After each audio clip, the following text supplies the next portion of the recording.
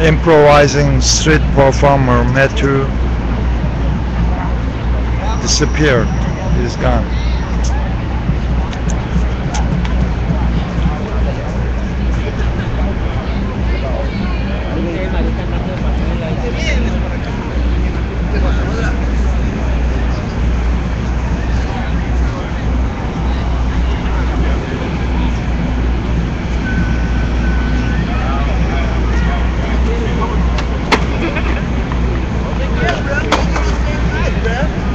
Don't tell me not to.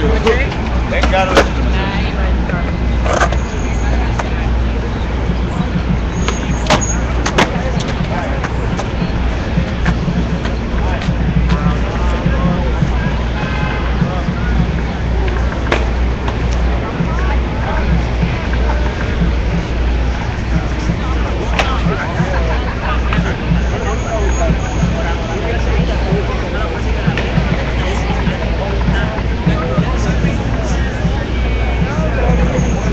How are you? Good, Robert. How are you? I saw you were with the performance artist. Do you know this guy? I've marveled at his tenacity in the past weeks. How long do you know him? Well, I don't know him. I've observed his performance art innumerable times. Oh, Theater like and at Astor Place under the Q in this year or a like? few weeks ago.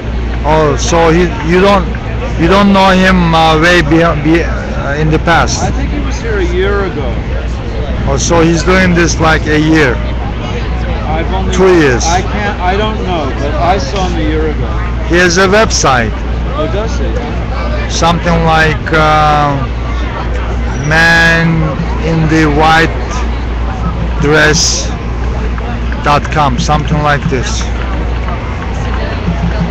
He is a very he's learning on the job about all the fascicles of performance art, and he seems to. Is he a learner or is he really Well, I think it's perfect? emergent. I've seen a developmental art in his work in this past year. He seems to like the panache of destruction, destroying things, flashing, explosivity. All the things, these are orbed within his particular performance art. Well, he's an improvising one. Improviser, yes. Tonight we improvise, said Pirandello. And he continues this important tradition. Free here among the people. I think all performers should do this free like him. Not for money, not for the rich. Joseph Papp, may he rest in peace, believed in a free public theater. Of course, if you go down to their headquarters today, it's very different what Papp had hoped would continue. Today they give tickets to the wealthy for Shakespeare in the Park. They get priority premium tickets. That Papp would never have done anything like that. They have bouncers in front of their nightclub. He would never have had a program of selectivity. But he would. Among the occupiers. But he would never perform like this guy too. Well, he had mobile units that went into the parks during those long hot summers of the 60s. And they performed, a young Raul Julia would perform Shakespeare. And this was under the aegis of the great Mayor John B. Lindsay. He brought culture to the streets. Unlike his successors, Giuliani and, is it Brookfield? What's the current mayor? Brookfield, Bloomfield. Yeah. This man doesn't bring culture to the people. No, he runs the city like his own business, making money. He made a lot of profits, subcontracting the services. And yet the public would like place where people of all classes, backgrounds, orientations can come together as one, watch performance art, and glory in their fellow and sister humanity. Robert, what's going on with your sign? What do you mean what's going on? Is it a new sign? This is for Memorial Day. I memorialize the victims of America's policymakers and those who enlisted, the sailors, the soldiers, the Marines, who enlisted to further these deplorable programs of the American government. In 1937, I'm not one who goes up to a soldier and says, thank you. I do not thank you. And more than I thank the policymakers under whom they work. in 1937, I think the Steelworkers Union made a protest in front of the factory, Republic Steel Factory, and right there police shoot and kill a lot of steel workers, protesters. This was where? In Chicago, I think. I published it in my Facebook. Well, American history has the Pinkertons. I mean, we've had this all over America in the 19th century. The Lowell massacres, the Patterson massacres. New Jersey. Lowell, New Jersey, right? Yeah. John Reed had a Patterson.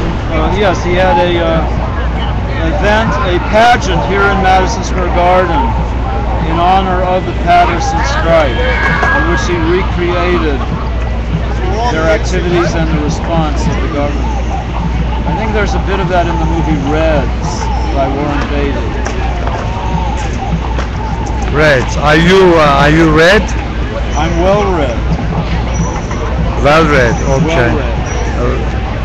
Well versed and well read. Well, I'm more free-versed and well read. Reversed and well read. Free-versed. Reversed. Okay.